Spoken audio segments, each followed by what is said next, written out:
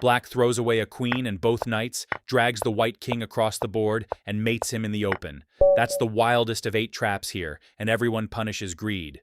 But we start with the simplest, the Caro-Kann mate trap. 6 moves, and it's checkmate, all from one quiet queen move that nobody sees coming.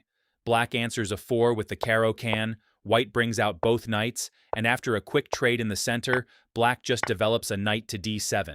And now white plays the move that springs the whole thing, a quiet queen to e2.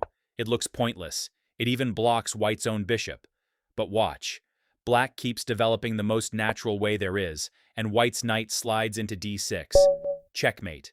There's nothing to take it with, because the pawn next to the king is pinned by that queen. Move it, and the king is in check down the open file, and the king can't run anywhere. His own queen, knights, bishop, and pawns have him completely walled in. A smothered mate on move 6, and all black did was develop normally. That's why people keep walking into it. The move that loses here is the most natural one on the board, the Englund Gambit. Black throws away a pawn on the very first move just to lure white forward. White grabs the pawn on a 5 and gets greedy holding onto it. Black develops with check, the queen swinging to b4, and suddenly it forks the king, the bishop, and the pawn on b2 all at once. White blocks, black snaps off b2 and goes hunting the rook, and white keeps making the natural defensive moves. But every one of them walks deeper into the net. A bishop pins, the queen comes back, and out of nowhere the queen drops to c1. Checkmate. The king on the back rank is smothered by his own army. His own knight blocks his own rook. His own pawn cuts the queen off from coming back. White is up a piece and mated on move 8. In blitz, people fall for this constantly. The Englund is a dubious gambit on paper, but as a one-shot ambush, it's lethal, and it's one of the most famous cheap mates in all of chess. The intercontinental ballistic missile. It's really the Tennison Gambit, and in a second, you'll see where the missile comes from. White gives up a pawn to throw a knight forward to g5, eyeing the center. Black defends, they trade a pawn, and now both of white's bishops are staring at the king with the d-file almost open. Black gets nervous and kicks the knight, so white sacrifices it on f7. The king has to take. Then comes a second sacrifice, a bishop to g6 with check, and the king has to take that one too. And that was the whole point. The bishop cleared the file, and now the queen flies from her home square all the way across the board to d8 and snatches the black queen. The king is stranded in the open, he'll never castle, and his queen is gone. One check, one cleared runway, and the missile lands from the other side of the board. The line itself is just an offbeat surprise weapon, mostly seen in fast online games. But the name stuck for a reason, because almost no other opening sends the queen flying that far to win material in a single shot. The Stafford Gambit. A blitz favorite, made famous by American master Eric Rosen, though it was first played back in 1950. Black hands over a whole pawn for insane development. After the trade on e5, both bishops and the queen all point at white's king, with f2 the target. White gives the pawn back and develops, and then plays the most natural move in the book, a pin on the knight. That's the mistake. Black strikes the center, a knight grabbing a 4, white happily takes the free queen on d8, and black slams a bishop down with check. The king steps out, and the second bishop swings to g4. Checkmate. The king is boxed in by his own queen and bishop, while 2 black bishops rake everything around him. White won the queen and got mated. The one move that saves white is a calm knight retreat instead of that pin. But who finds that in blitz? Eric Rosen built a whole following blitzing this online for years, and that's how a forgotten sideline from 1950 became one of the scariest weapons in fast chess. On paper, white is simply up a piece.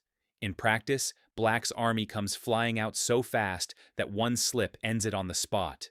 The fishing pole. The knight is the bait, the pawn is the hook, and your opponent is the fish. It was named by American master Brian Wall, and the idea even showed up at the 2023 World Championship. In a Ruy Lopez, black casts a knight forward to g4. White kicks it, and instead of retreating, black props it up with the pawn to h5. That's the hook. Take the knight, and you rip open the file onto your own king. White grabs it anyway, black takes back, and the file is wide open. The white knight is forced to back off to e1, but both retreat squares lose. The queen swings up with a mate threat, and black seals the king in with a pawn. Then the queen drops to h1. Checkmate. The rook on the open file guards her, so the king can't even take. White ate a whole knight and lost down the file he opened himself. And this trick works anywhere white has castled, and you haven't, not just here. Brian Wall, a master out of Colorado, gave it the name, and the idea is so sticky it even turned up at the 2023 World Championship. If a fishing pole can appear in a game for the world crown, your blitz opponent will grab that knight every time. The Halosar Trap, from the Englund Gambit. It's the only trap here where white sacrifices the queen and mates with a knight. White throws 2 pawns into the fire to rip the center open and recaptures with the queen on f3. Black gets greedy and grabs the pawn on d4, attacking the queen. White just develops with tempo, castles long, and the rook lands on the open file aimed straight at the black queen. Black sets up what looks like a winning pin on the queen and rook, and then a knight to b5. Quiet move, deadly threat. Mate on c7, and the knight can't be taken because grabbing the queen runs into a check that saves her. Black takes the queen anyway, and the knight crashes into c7. Checkmate, with a knight, while the black queen is alive and well. Emil Diemer beat Halosar with it at Baden-Baden in 1934 and named his whole book on the gambit from the first move, on to mate. He spent the rest of his life preaching it, sure that any position could be smashed straight out of the opening. The Blackmar Diemer is a cult among club players. White hurls a pawn, sometimes 2, into the fire for nothing but raw attacking chances, and the Halosar is its deadliest trap. The Lasker Trap. Here black promotes a pawn to something other than a queen, and it's the only way to win. In the Englund Gambit, black pushes a pawn to d4, and it sits there like a bone in white's throat. White tries to dig it out. Black checks, gives a bishop away for free, and shoves the pawn down to f2 with check. White can't take with the king, that drops the queen, so the king steps aside. And here's the moment. The pawn promotes on g1. Not a queen, a knight with check. That's the trick. A queen there gives no check, but the knight hits the king and forces it to move. White grabs the knight, and black's bishop swings out to g4, winning the queen. A knight promotion on move 7. You almost never see that in the opening. White is saved by one quiet developing move early on, but they always go grabbing with the pawn instead. Promoting to anything but a queen is one of the rarest things in chess, and doing it in the opening is almost unheard of. The whole idea grows out of the Englund Gambit, a sharp old way for black to punch back at the queen's gambit. And it's named after Emanuel Lasker, who held the world title for 27 years, longer than any champion in history, the Traxler Counterattack, the wildest defense in chess, and our finale. Black sacrifices absolutely everything.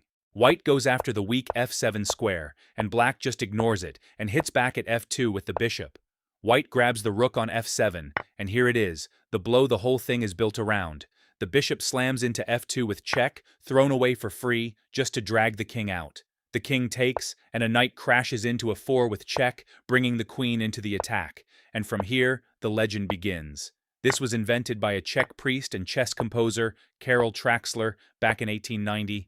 The idea is brutal. Black throws both knights and the queen into the fire, anything to chase the white king, and the king goes, step by step, across the entire board, all the way to the edge, where a single pawn finishes him off. After all that carnage, white is up a queen in pieces, and still loses. And the funny part, none of it happens if white just takes with the bishop instead of the rook. But the temptation to grab that rook is always too strong. Traxler was a Czech priest who composed chess problems on the side, and in 1890 he unleashed this in a game that still gets replayed today. In America, it even has its own name, the Wilkes Bar. Engines will tell you it isn't quite sound, that white can sidestep the whole storm with one calm capture. But against a human who just wants that rook, it's pure chaos, and chaos is the whole point.